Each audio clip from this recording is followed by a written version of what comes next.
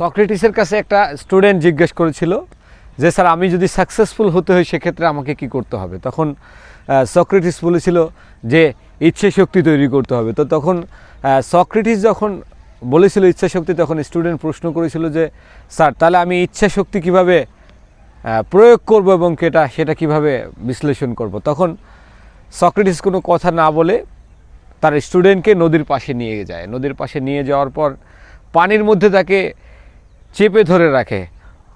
অনেকক্ষণ পর অনেক পরিশ্রম করে যখন ছুটিয়ে উঠে তখন সক্রেটিসকে স্টুডেন্ট জিজ্ঞেস করতেছিল যে স্যার আপনি কি করতেছেন, আপনি কি আমাকে মেরে ফেলতে চাচ্ছেন? তো তখন সক্রেটিস বলতেছিল যে না, মেরে ফেলতে চাইনি, তোমাকে আমি আসলে বোঝাতে চেয়েছি ইচ্ছা শক্তিটা কি। তখন বলল যে তুমি যখন পানির মধ্যে তোমাকে আমি চেপে ধরেছিলাম তখন কি তুমি তোমার মা বাবার কথা চিন্তা হয়েছিল? বলতেছিল যে না। তখন বলতেছে তোমার কি ইচ্ছা ছিল?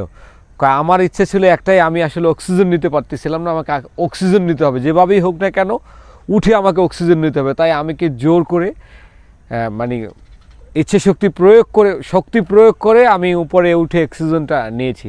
তো তখন সক্রেটিস বলেছিল এটাই হচ্ছে ইচ্ছে শক্তি। যখন তোমার ইচ্ছে শক্তির মনোবলটা এমন স্থির থাকবে যে তোমাকে করতেই হবে, তোমাকে এটা না করলে তুমি মরে যাবে, এইরকম যখন প্রবণতা হবে তখনই তুমি সাকসেস হবে। তো বিষয়টা সিম্পলি বুঝালাম সক্রেটিসকে দিয়ে।